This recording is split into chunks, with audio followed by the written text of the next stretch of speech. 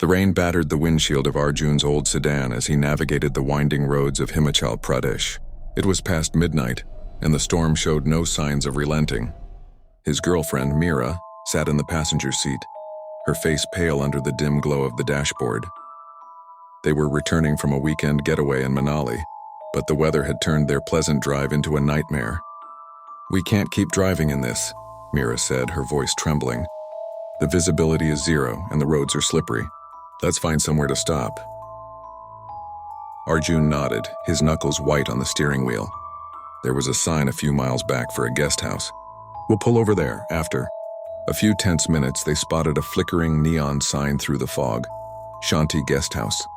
The building looked like it had seen better days. Its wooden exterior was weathered and the paint was peeling. But with the storm raging, it was their only option. Arjun parked the car and they grabbed their bags, sprinting through the rain to the entrance.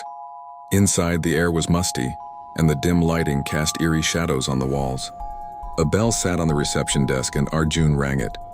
Moments later, an old man emerged from a back room. His face was gaunt, his eyes sunken but sharp, and he wore a faded kurta that hung loosely on his frame. "Welcome," he said, his voice raspy. "You're lucky to find us in this storm. We have one room available, room 13. Meera glanced at Arjun, her unease evident. "Is there another room?" she asked. The old man shook his head, a faint smile playing on his lips. "Room 13 is the best we have, warm, clean, and safe." Arjun hesitated but handed over some cash. The old man gave them a rusty key and pointed to a staircase. "Upstairs, last door on the left, don't wander. The guest house is old and some areas aren't safe." The staircase creaked under their weight as they climbed to the second floor. The hallway was narrow, lined with faded portraits of stern-looking men and women. Room 13 was at the far end, its door slightly ajar. Arjun pushed it open, revealing a small room with a single bed, a cracked mirror on the wall and a window overlooking the stormy forest. The air felt heavy, as if the room itself was holding its breath. Meera shivered. "This place gives me the creeps. Did you see how that man was looking at us?" "He's just old and probably tired," Arjun said, trying to sound reassuring. "Let's get some sleep and leave at first light." But sleep was hard to come by. The storm howled outside and the room seemed to amplify every sound. The creak of the floorboards, the drip of a leak somewhere, the faint rustle of something moving in the walls. Meera sat on the bed, clutching her phone, but there was no signal. "I don't like this, Arjun. Something's off." Arjun was about to respond when a sharp thud echoed from the hallway. They froze. Another thud followed, closer this time. Meera grabbed his arm. "What was that?" "Probably just the wind," Arjun said, but his voice lacked conviction. He opened the door a crack and peered into the hallway. It was empty, the portrait staring back at him in the dim light. He closed the door and locked it. "Let's just stay put." Around 2 a.m., Meera woke with a start. "Arjun," she whispered, "do you hear that?" Shaking him. He sat up, rubbing his eyes. A faint scratching sound was coming from the mirror. It was rhythmic, deliberate, like nails dragging across glass. Arjun grabbed his phone and turned on the flashlight, shining it at the mirror.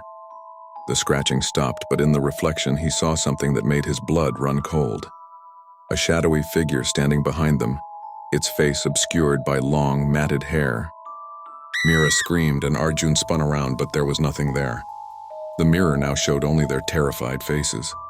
"We're leaving," he said, grabbing their bags. But when he tried the door, it wouldn't budge. The lock was jammed and no amount of force would open it. "Arjun, look!" Meera pointed to the mirror. Words were forming on its surface as if etched by an invisible hand. "Solve the riddle or stay forever." "What the hell is this?" Below the word, Arjun muttered, his heart pounding. A riddle appeared. "I am taken from a mine and shut up in a wooden case from which I am never released, and yet I am used by almost every person. What am I?" Meera's hands trembled as she read it aloud. "This is insane. It's like some kind of trap." "We don't have a choice," Arjun said. "Let's think. Taken from a mine, put in a wooden case, never released but used by everyone. Pencil-lead graphite," Meera exclaimed. "It's mind.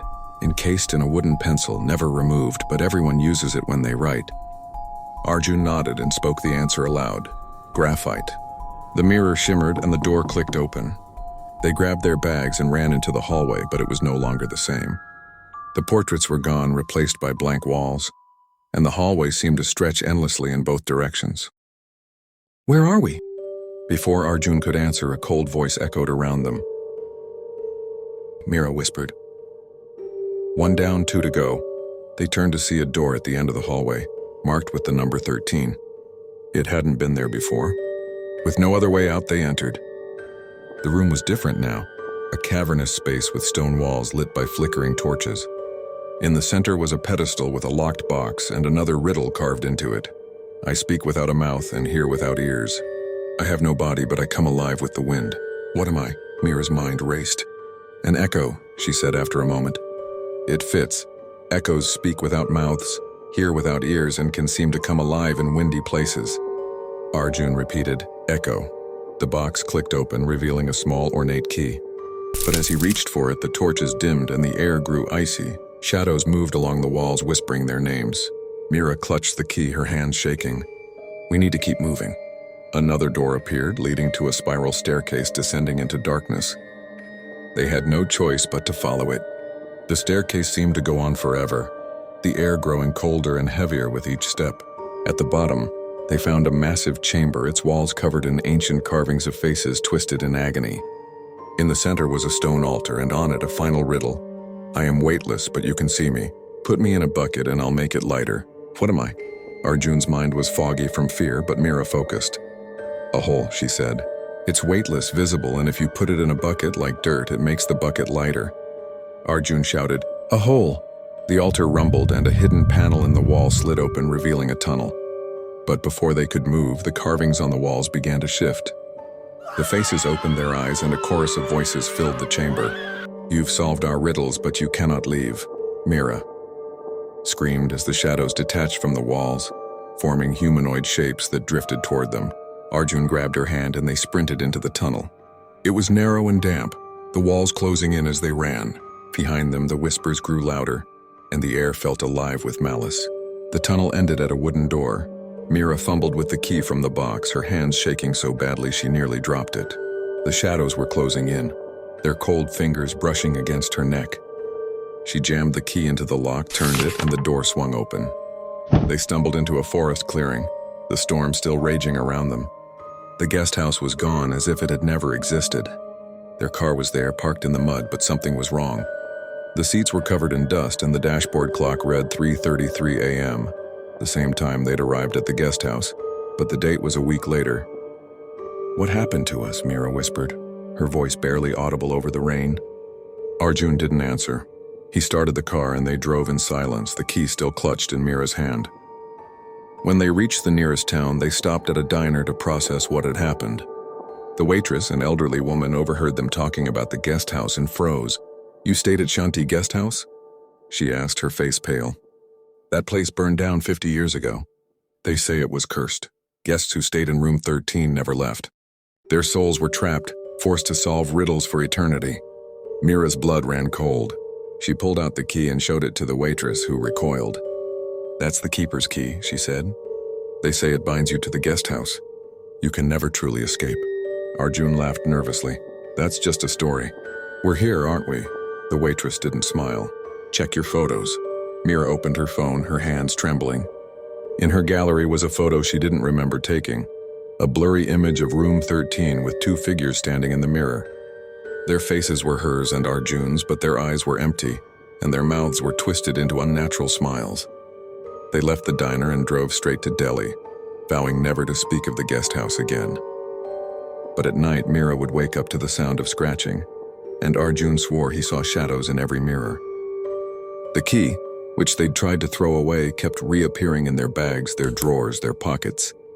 One night, Mira woke to find Arjun gone. The key lay on his pillow and the mirror in their bedroom was glowing faintly. She approached it, her heart pounding, and saw him, trapped inside, his face pressed against the glass, mouthing her name. Behind him stood the shadowy figures from the guest house, their eyes gleaming. Solve the riddle, a voice whispered, and new words appeared on the mirror. What has keys but can't open locks? Mira's mind raced. A piano, she whispered, tears streaming down her face. The mirror shattered and Arjun fell through, gasping for air.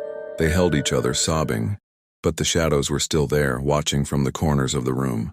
They burned the key in a fire, buried the ashes, and moved to a new city. But every so often, in a new mirror, they'd see a flicker of movement. hear a whisper, or feel a cold breath on their necks.